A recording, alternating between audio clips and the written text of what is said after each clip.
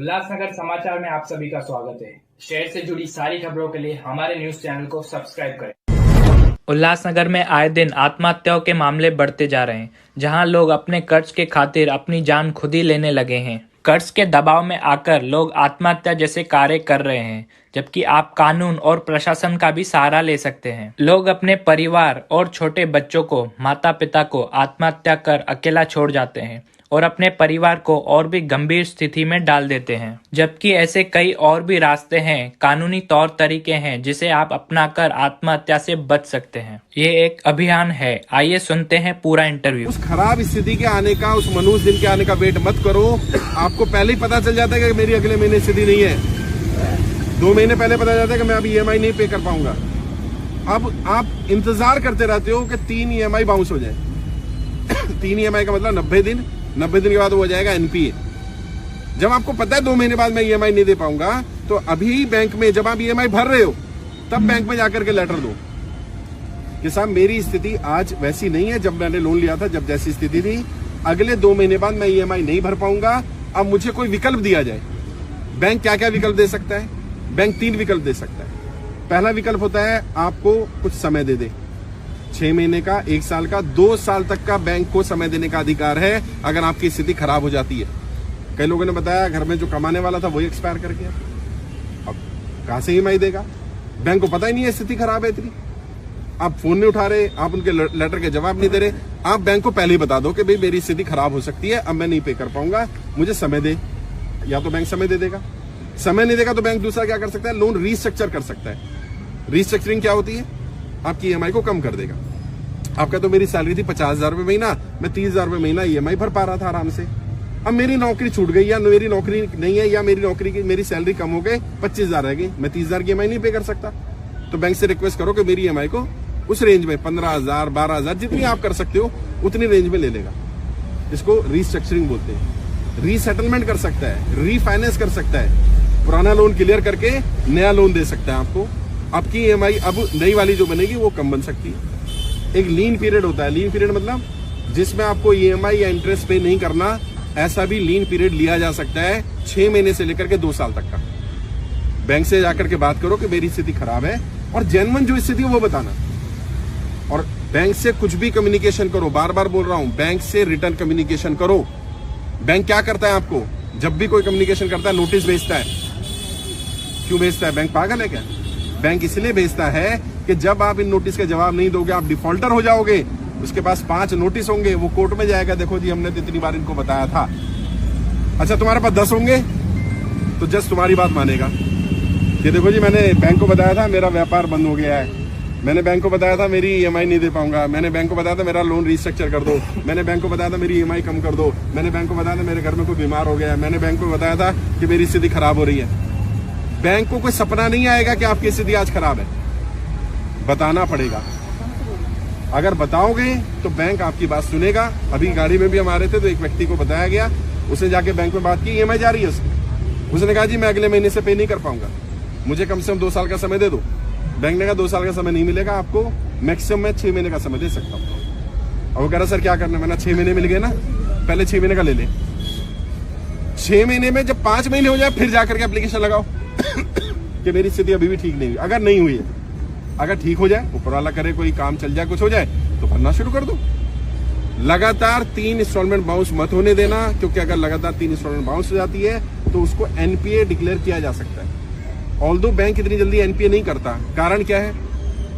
सारे bank share market में listed है, और अगर किसी बैंक का NPA 18-20% से ज्यादा दिखने लगेगा तो उसके शेयर की वैल्यू कम हो जाएगी। तो इसलिए जल्दी से बैंक भी NPA डिक्लेयर नहीं करता। लेकिन लगातार 3 इंस्टॉलमेंट यानी 90 दिन तक अगर आपके अकाउंट में कोई ट्रांजेक्शन नहीं होती है तो ये माना जाएगा कि आप डिफॉल्टर हैं। तो इसका इलाज क्या है? मान लो आपकी EMI है 20,000 रुपए महीने की, आप क्या करो 5,000 रुपए डाल दो। अभी क्या होगा? ट्रांजेक्शन हो गए अकाउंट में, और अपने अकाउंट में नहीं डालनी, लोन अकाउंट में डालनी है। हर एक का लोन अकाउंट नंबर अलग होता है और पर्सनल अकाउंट अलग होता है। आप क्या करते हो? आपके लोन अपने अकाउंट से ही किस्त कटती है, तो आप अपने अकाउंट में पैसा डालो, अपने में मत डालो। अगर पूरी किस्त डालनी है तो अपने में डालो, अगर पार्ट पेमेंट डालनी है तो लोन अकाउंट में डालो। अब क्या होगा? उनकी स्टेटमेंट में आ जाएगा किसी ने 5,000 रुपए डाले। अब अगर कल को कोर्ट जाएगा बैंक कि आप डिफॉल्टर हो तो आप दिखा सकते हो। देखो जी, अगर मैं डिफॉल्टर होता, सर अभी मेरी भी 3 किस्तें टूट चुकी है, मुझे फोन आ रहा है बार बार।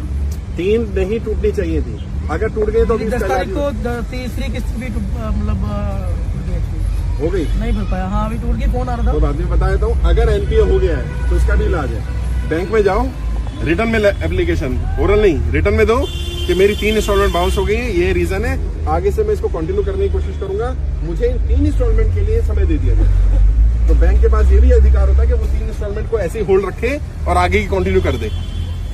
तो क्या होगा, आपका आगे का कंटिन्यू हो गया। अब 3 में जब थोड़ा सा पैसा है, थोड़ा थोड़ा करके 6 महीने साल भर में वो 3 क्लियर कर दो। फिर भी अगर 3 क्लियर नहीं होते तो कम से कम 1 जरूर क्लियर कर देना। 90 दिन डिफॉल्ट नहीं होना चाहिए एक फाइनेंशियल ईयर में। अभी जैसे अप्रैल 31 मार्च तक है फाइनेंशियल ईयर, इसमें नहीं होगा, अगले साल में फिर आपको 90 दिन का समय मिल जाएगा। तो बैंक से बात करो, कम्युनिकेट करो। अभी आपने ट्रेनिंग अटेंड कर ली होगी, मुझे नहीं मालूम करी कि नहीं करी, अटेंड करो। उसमें कर्जे से बाहर निकलने के 20 से ज्यादा तरीके बताए गए हैं। कोई ना कोई तरीका आपके काम जरूर आ जाएगा। आप अपने स्तर पर भी लड़ाई लड़ो, मैं भी लड़ रहा हूं, साथ मिलकर के लड़ाई लड़ेंगे तभी सफलता मिल पाएगी। अगर आप ये सोचो खाली मैं करता रहूं और आप कुछ ना करो, ऐसे नहीं चलेगा। आपको 3 काम करने हैं इस लड़ाई को सफल बनाने में। सबसे पहला तो अपना फॉर्म भरो और अपने आसपास ऐसे जो परेशान लोग हैं उनका फॉर्म भरो, क्योंकि आज नहीं तो कल वित्त मंत्रालय बुलाएगा, ये श्योर हो गया। जब 25,000 फॉर्म भेजे थे ना तो सरकार इसको सीरियसली नहीं ले रही थी। जब ये फॉर्म 50,000 हुए तो सरकार पे थोड़ा सा दबाव पड़ना शुरू हो गया, कुछ हो रहा है भाई। जब 1 लाख हुए तो हलचल ज्यादा हुई, 1.5 लाख हुए तो और ज्यादा दहशत होनी शुरू हुई। अभी 2 लाख होने वाले, 1,75,000 ज्यादा फॉर्म हो गए। अब सरकार को यह समझ में नहीं आ रहा कि इनसे बात नहीं करेंगे तो ये संख्या बढ़ती जा रही है, और बात करेंगे तो फंसेंगे। वैसे आपके लिए मैं जल्दी सुप्रीम कोर्ट में भी एक PIL लगाने जा रहा हूं, और उस PIL में सिर्फ एक ही बात पूछ रहे हैं, क्या सरकार अमीरों की तरह आम इंसान का कर्जा माफ करेगी या नहीं करेगी? हाँ या ना में जवाब दे दे। लेकिन मुझे मालूम है ये सवाल इतना आसान नहीं है, क्योंकि हाँ कहते हैं तो फंस जाएंगे, ना कहते हैं तो भी फंस जाएंगे। कई लोग मुझसे पूछ रहे सरकार जवाब क्यों नहीं दे रही? सरकार जवाब क्या दे? सरकार क्या जवाब दे कि मैं आम इंसान का लोन माफ नहीं कर रहा या कर रहा हूं? सरकार को क्या बोलना चाहिए? अगर बोले कि कर रहे हूं तो जिन अमीरों ने सरकार को पैसे दिए हैं वो कहेंगे भाई हमने पैसे दिए थे, तुम्हारी सरकार हमने बनवाई, लोन हमारा माफ करना था कि गरीबों का माफ करना था? और अगर कहें कि नहीं कर रहा तो जी गरीबों ने वोट किया है, वो कहे अच्छा बेटे। और सरकार को एक और डर है, वैसे तो रिकॉर्ड हो रहा है लेकिन मैं बता देता हूं, सरकार को ये डर है कि किसानों की तरह अगर ये लोग आके बैठ गए तो फिर क्या होगा, क्योंकि एक बार बेइज्जती हो चुकी है। वैसे हमारी कोई लड़ाई नहीं है किसी सरकार से, किसी नेता से, लेकिन उन्हें तो ये लग रहा है कि भैया जनता परेशान है। वित्त मंत्रालय भी जब गए लास्ट टाइम फाइल लेकर के, आपने वीडियो भी देखा होगा, वीडियो मैंने डाला था, वित्त मंत्रालय के अधिकारियों ने बोला है ऑफ रिकॉर्ड कि आप बहुत अच्छा काम कर रहे हो, हम पर भी कर्जा है। अब बताओ क्या करोगे? आप भी फॉर्म भर दो। कह रहे हम पर भी कर्जा है, आप अच्छा काम कर रहे हो। यहाँ भी कई सरकारी एम्प्लॉय आए, भाई क्या करता है, सरकारी में सैलरी कम होती है तो थोड़ा बहुत इधर उधर से लोन लेके वो कुछ व्यापार कर लेता है, काम धंधा कर लेता है, और इसमें कोई बुराई भी नहीं है। अभी क्या हुआ, उसका धंधा चौपट हो गया, अब वो परेशान हो रहा है, क्या करूं मैं? तो उन्होंने कहा आप काम अच्छा कर रहे हो, लेकिन सरकार के साथ समस्या ये है कि सरकार माफ करे तो फंसे और ना माफ करे तो फंसे। कह रहे आपने ऐसी स्थिति डाल दी है। तो भैया मेरा तो मानना एक ही है, सरकार में बैठे कुछ लोग ये कह रहे थे कि लोग परेशान नहीं है। अभी 3-4 दिन पहले वित्त मंत्रालय का स्टेटमेंट आया कि अब कोरोना की आपदा से लोग उबर चुके। मैंने उनसे एक ही बात बोली कि आप आके मेरे साथ देखो तो सही, अब ज्यादा दिक्कत आ रही है। उस समय तो लोगों ने अपना पैसा कहीं से उधार लेके, यहाँ से लेके, वहां से लेके कोरोना का टाइम निकाल दिया, लेकिन कभी तो देना पड़ेगा ना। बिल्कुल सही। आज दिक्कत आनी शुरू हुई और बहुत सारे लोगों ने सुसाइड किया है। ऐसा कोई गलत कदम मत उठाइए, क्योंकि अगर आप ही नहीं बचे तो ये लड़ाई लड़ूंगा किसके लिए? भाई मेरे ऊपर कर्जा नहीं है, मेरी टीम पर, इन पर कर्जा नहीं है, संजय जी पर कर्जा नहीं है, मधु मैडम पर कर्जा नहीं है, राहुल जी पर कर्जा नहीं है, जो लोग हमारी टीम में जुड़े किसी पर कोई कर्जा नहीं है। मैं लड़ाई लड़ रहा हूँ आप लोगों की, जनता की। आप ही नहीं बचेंगे तो फिर लड़ूंगा किसके लिए भाई? दूसरा काम क्या करना है, संगठित होना पड़ेगा। अभी जैसे एक बहन आई, उनको घर से निकाल दिया गया, कमाई का कोई साधन नहीं है, उनका मकान की कीमत 16 लाख रुपए वो बता रही है और 6 लाख 7 लाख रुपए मकान बेच दिया गया। फिर इस तरह का फ्रॉड मत करो लोगों के साथ। कैसे कैसे घर बनता है, लोगों को शर्म नहीं आती है कि बैंक उनका घर छीन ले। कम से कम जितनी कीमत का है उतनी कीमत में बेच दो। अभी मैं वेस्ट बंगाल गया, 80 साल के बुजुर्ग आए, मेरे पैरों में पड़ के रोने लगे। कहते सर मैंने पोल्ट्री फार्म के लिए लोन लिया था, 4.5 करोड़ रुपए का मेरे ऊपर लोन है, 15 करोड़ रुपए मेरी वैल्यू है प्रॉपर्टी की, बैंक ने 3.5 करोड़ में बेच दी। बताइए, कह रहे मेरे ऊपर 1 करोड़ रुपए और निकाल दिया और मेरा घर भी बेच दिया। मतलब कितनी बदमाशी यार। अभी मैं महाराष्ट्र गया था, आपने देखा होगा, मैं नासिक में एक बहन आई, वो कहती है कि मेरे पति एक्सपायर कर गए, उनका लोन इंश्योर्ड था, क्योंकि जब भी बैंक लोन देता है तो क्या कहता है, आपका लोन इंश्योरेंस होना पड़ेगा, बिना इंश्योरेंस के नहीं देंगे। जब वो एक्सपायर हो गए तो किस्त लेने आ गए। तो मैंने कहा कि उस लेडी ने कहा कि भाई, मैंने बताया उनको कि मेरे पति का तो लोन इंश्योर्ड था। कहते नहीं जी, लोन इंश्योर्ड नहीं था उनका, वो तो इंश्योरेंस इसलिए लिया जाता है, इंश्योरेंस का अमाउंट, ताकि लोन की सेफ्टी रहे, बंदे का इंश्योरेंस नहीं है। क्या सेंस है यार, मतलब मूर्ख बनाया जा रहा है। अगर लोन दिया है और जब ये बोल के दिया इंश्योर्ड है, तो इंश्योर्ड का मतलब बंदा क्या सोचता है कि अगर मुझे कुछ हो गया तो मेरे बच्चों को लोन नहीं भरना पड़ेगा। बिल्कुल। लेकिन बाद में बताया जाता है कि जी अभी पंजाब में क्या हमें बताया कि आधा लोन इंश्योर्ड है। अब आधा कौन इंश्योर्ड कर देते भाई? तो मिस सेलिंग हो रही है, बहुत ज्यादा गलत किया गया है। प्रॉब्लम ये थी कि जनता की बात कोई उठा ही नहीं रहा था। यहाँ भी कल मैं नोएडा में था, लोगों ने कहा सर सबसे बड़ा काम आपने पता क्या किया? मुझे लग रहा था मैं ही कर्जे में हूँ। जब यहाँ के इतने लोगों से मिला, मैंने कहा भाई मैं अकेला नहीं हूँ। हिम्मत बन गई कि यार इतने सारे लोग हैं और हम साथ मिलकर के लड़ाई लड़ लेंगे। मैं आपकी लड़ाई तभी लड़ पाऊंगा जब आप अपनी लड़ाई लड़ने को तैयार होगे। किसी के साथ बदतमीजी मत करना। हम तभी सफल हो पाएंगे जब हमारी तरफ से कोई गाली गलौज बदतमीजी ना हो। लेकिन अगर कोई तुम्हें गाली गलौज कर रहा है, बदतमीजी कर रहा है, मिसबिहेव कर रहा है, उसकी रिकॉर्डिंग कर लो। और आपका भाई इतना कमजोर नहीं है, अगर हम उस रिकॉर्डिंग हमें मिल जाएगी, हम उस पर एक्शन लेंगे। अभी कई एनबीएफसी कंपनीज बंद कराई गई है, कई रिकवरी एजेंट को पकड़ा गया है। मैंने रिकवरी एजेंट पे वीडियो भी डाली थी। 90% रिकवरी एजेंट नकली है, फर्जी है। जब भी आए उसका आई कार्ड चेक करो। आपने कोई गुनाह थोड़ी कर दिया यार। अभी कल भी क्या हुआ, राजस्थान में आकर के बैठ गया घर में, 2 घंटे से बैठा हुआ है, महिलाएं घर पर है, पुरुष है नहीं, अधिकारी नहीं है। आधे घंटे से ज्यादा किसी रिकवरी एजेंट को आपके घर बैठने का अधिकार नहीं है। सर मेरे घर पे भी आई थी मेरी वाइफ से बदतमीजी की। जब उन्होंने आई कार्ड मांगा तो आई कार्ड नहीं दिखाया, ऊपर से एक गाली भी निकाली। रिकॉर्ड कर लो।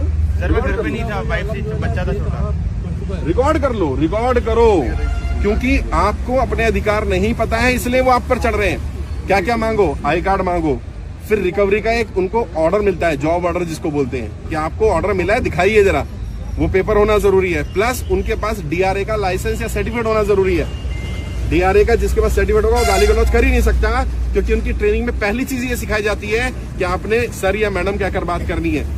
आप गाली गलौज नहीं कर सकते, यानी जो गाली गलौज कर रहा है वो नकली है। रिकॉर्डिंग करो उसकी कंप्लेंट करो। जब तुम्हें अपने अधिकार पता चलेंगे तो बदतमीजी करना बंद कर देंगे। फिर भी मेरे से कोई भी मदद चाहिए, मैंने जैसे कहा मैं सुप्रीम कोर्ट तक जाने की कोशिश कर रहा हूं आप लोगों के लिए, जहां तक हो सके लेकर जाएंगे। हो सकता है वित्त मंत्रालय आपको बुलाए, क्योंकि आप में से कई लोगों की फाइलें भेजी जा चुकी हैं। आज रजिस्ट्रेशन नंबर भी दूंगा। हो सकता है आपको कॉल आ जाए, हो सकता है आपको वहां से मैसेज आ जाए, हो सकता है कोई बंदा आ जाए।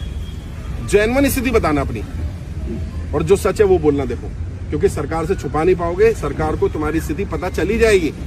अगर कहीं गलत भी हो गया, कहीं पैसा लगा दिया, डूब गया, कुछ हो गया, बस सच बता दो, भाई ये हुआ था, अब हो गया मेरे से। उसमें क्या होगा, सरकार जितना हो पाएगा मदद करेगी। एक और आखिरी चीज, कई लोग कल भी सवाल कर रहे थे और ये सबके सवाल है कि सर मेरा प्राइवेट फाइनेंसर का पैसा है या मेरा रिश्तेदार से लिया है। मैंने किसी अपने साले से ले लिया, जीजाजी से ले लिया, जान पहचान में ले लिया, अब उनका लोन का क्या होगा? तो लोन माफी का प्रोसीजर समझ लो। 2 बार लोन माफ हुआ है किसानों का, एक बार 1990 में हुआ, एक बार 2008 में हुआ। लोन माफी का प्रोसीजर क्या है? मान लो इनसे मैंने पैसा लिया, मेरा लोन माफ कर दिया सरकार ने, इनके पैसे का क्या होगा? क्या इनका पैसा डूब जाएगा? और अगर इनका पैसा डूब गया तो फिर तो हमने एक को बचाने के लिए एक को मरवा दिया। जिस साहूकार से, जिस रिश्तेदार से, जिस जानकार से आपने पैसा लिया और उसका पैसा डूब गया, तो उसका भी तो परिवार है यार, उसने जरूरत पे हमारी मदद करी थी भाई। तो ऐसा तो नहीं होना चाहिए। तो सरकार का नियम क्या है? जिसने पैसा लिया होगा और जिससे लिया होगा, दोनों को बुला लेगी सरकार। मैंने इनसे लिया, इन्हें भी बुलाएगी, मुझे भी बुलाएगी। इनसे पूछिए कितना दिया था, मुझसे पूछिए कितना लिया था, मैं बताऊंगा जी 2 लाख रुपए लिया था, वो बताएंगे आज 2 लाख रुपए दिया था। अच्छा, रेट ऑफ इंटरेस्ट क्या था? वो बताएंगे जी 2% था, क्योंकि 2% ज्यादा रेट ऑफ इंटरेस्ट नहीं ले सकते। अगर कोई 10 ले रहा है तो क्या होगा? आपने अगर साबित कर दिया उसने 10 लिया है तो 2% से ऊपर जितना दिया होगा वो सारा मूल में से कट जाएगा। टेंशन नहीं खत्म, टेंशन नहीं खत्म, टेंशन नहीं खत्म, कुछ नहीं करना। सरकार के पास सारे नियम है। अगर मान लो आपसे 10% लिया, 2 साल हमने पैसा पे करा, अब पता चला आपने जितना लिया था उससे ज्यादा दे दिया, अब सरकार उनको बुलाएगी, भैया 1 मिनट मैं एक्सप्लेन कर दूं फिर सवाल भी ले लूंगा। अब सरकार उनको बोलेगी भैया तूने 2% से ऊपर लिया है, ये जायज नहीं है। और कौन लोन दे सकता है? जिसके पास एनबीएफसी का लाइसेंस हो, अदरवाइज वो लैंडिंग कर ही नहीं सकता। अगर लाइसेंस नहीं है तो भी दिक्कत आएगी उसको। फिर भी अगर वो साबित कर देता है कि मैंने 2 लाख रुपए दिया था और मैंने 2 लाख लिया था और ब्याज कम था, 2% के आसपास था, तो इनका पैसा सरकार दे देगी 2 लाख रुपए और मेरा माफ हो जाए। अगर जेन्युइन केस होगा तो होगा। अगर कोई कहता है कि किसी ने झूठा लगा दिया जी, तो सरकार के पास सारे प्रूफ होते हैं। सरकार की एजेंसियां इतनी कमजोर नहीं है। हम यहाँ आए हैं तो आपको पता नहीं है, इंटेलिजेंस को ये रिपोर्ट है कि मैं यहाँ हूँ। मैं कल नोएडा था तो मुझसे पहले इंटेलिजेंस के लोग वहां पहुंच गए थे। वो रिपोर्ट देके जाते कितने लोग आ रहे हैं, कहाँ मिल रहे हैं। हमें कोई दिक्कत नहीं, हम कोई गुनाह तो कर नहीं रहे, खुल करके सामने बात रख रहे हैं। किसी को 1 रुपया भी नहीं देना है। मैंने बार बार बोला ये अभियान पूरी तरह निःशुल्क है और तुम में से भी किसी ने किसी से 1 रुपया नहीं लेना जिससे फॉर्म भरवाओगे। कई लोग क्या कर रहे हैं, फॉर्म भरवाने नाम पे 10 रुपए ले रहे हैं, 5 रुपए ले रहे हैं। देखो 10-5 रुपए से कुछ होता नहीं है, लेकिन एक तो तुम्हारी भी नीयत खराब होगी, प्लस सामने वाले को गलत मैसेज जाएगा। यार बदनाम मत करो कि इतना पवित्र काम हो रहा है और इससे बड़ा पुण्य का काम नहीं है। 10,000 से ज्यादा लोगों को हम सुसाइड करने से बचा चुके हैं। सोचिए, कल भी एक व्यक्ति आया, उन्होंने कहा सर मैंने और मेरी पत्नी ने डेट तय कर ली थी कि हम 13 सितंबर को मर जाएंगे। कह रहे 9 सितंबर को मैंने आपकी वीडियो देख ली तो मुझे हिम्मत मिली कि नहीं यार, कोई व्यक्ति है जो हमारे लिए लड़ाई लड़ रहा है। कह रहे मैंने फॉर्म भरा, मैंने आपकी ट्रेनिंग अटेंड करी, अब मुझे कम से इतनी तो अकल आ गई कि अब मैं मरूंगा तो नहीं। भाई गलती करी दूसरे ने, सजा दे दो अपने आप को। ये क्या यार मूर्खता है? तो आपने थोड़ी कर्जे पे अपने आप को डाला।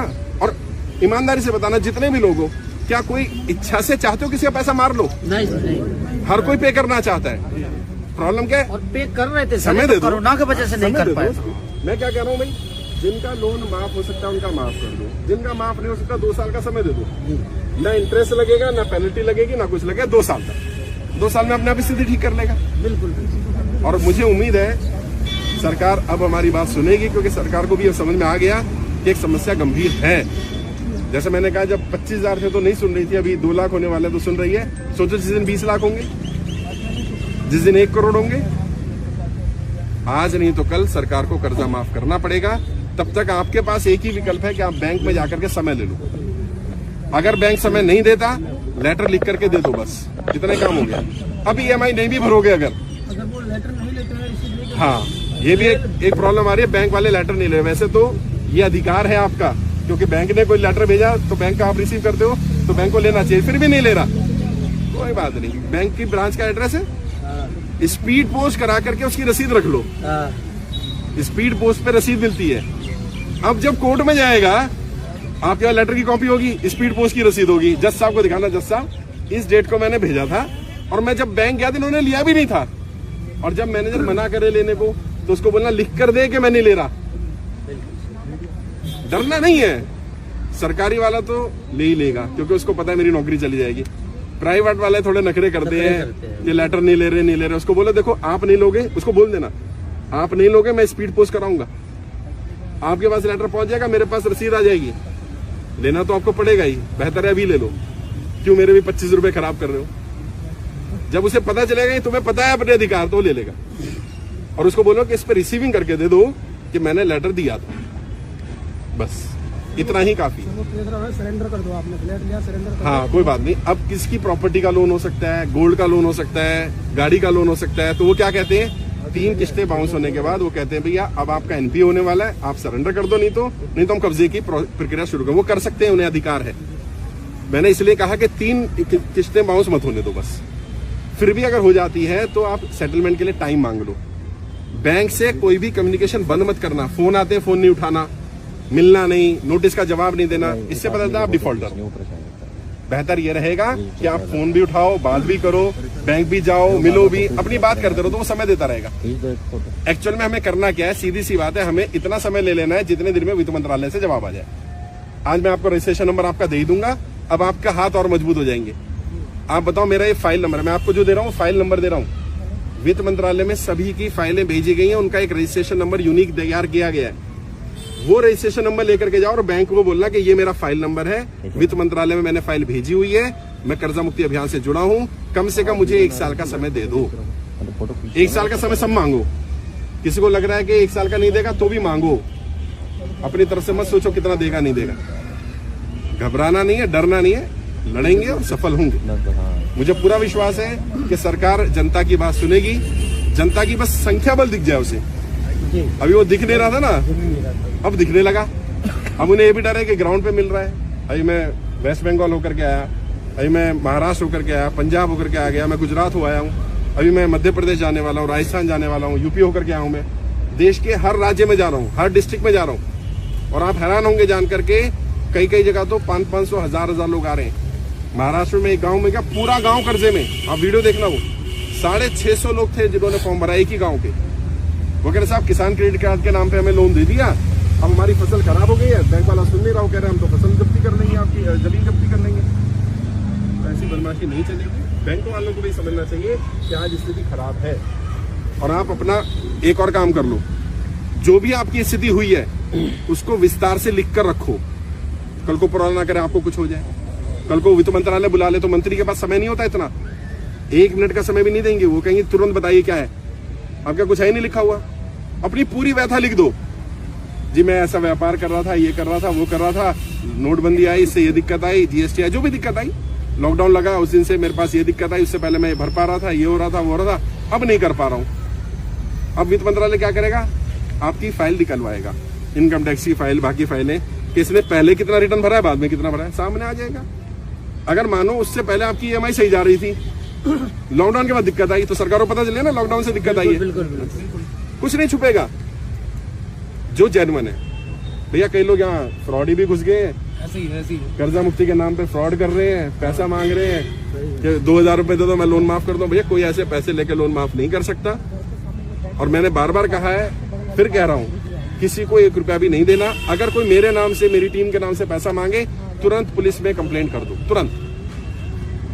ये यार लोग वैसे परेशान है, लोगों की दिक्कतें इतनी ज्यादा है, किसी की मजबूरी का फायदा नहीं उठाना चाहिए। और वो लोग भी जो ऐसा कर रहे हैं उन्हें भी कहना चाहता हूँ, देखो इंसान के गरीब का कुछ नहीं होता, लेकिन गरीब का या तो दुआ है या बद्दुआ है। और गरीब की बद्दुआ भी और दुआ भी दोनों लगती है साथ। अगर उसके दिल से बद्दुआ निकली, लग जाएगी। तुमने तो 2-4 हजार रुपए ले लोगे, लेकिन कीड़े पड़ेंगे, कीड़े परिवार के परिवार बर्बाद होते देखा है मैंने। बद्दुआ लग जाती है। दुआ लो, किसी की मदद करो, किसी का साथ दो यार। और इस समय आज जितने लोग आए सबका एक व्हाट्सएप ग्रुप भी बना दूंगा, आपस में भी संगठित रहो। कई लोग किसी को परेशान करते हैं, आसपास रहते हो, 20 लोग इकट्ठे होकर पहुंच जाओ, हाँ भाई कैसे परेशान करा मेरे भाई को। मैंने लगा भाई इतने लोग कैसे। समस्या पता क्या है, कर्जा एक ऐसी बीमारी है कि कहा भी ना जाए और सहा भी ना जाए। बंदा किसी को बताता ही नहीं। भैया शर्म छोड़नी पड़ेगी।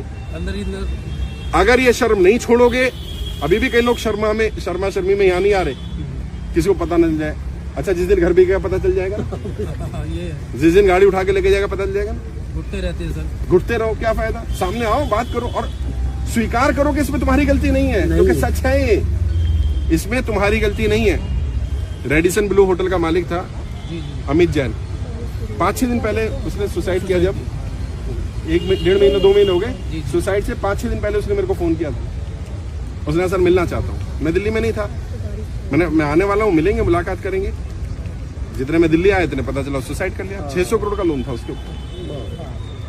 40-45 साल की उम्र में जो आदमी 2000 करोड़ का एम्पायर खड़ा कर चुका था जीरो से, अगर 10-20 साल और जी जाता तो पता नहीं कितना बड़ा काम कर लेता वो आदमी। लेकिन वही रोज प्रेशर, इतना प्रेशर दिया, मर गया वो।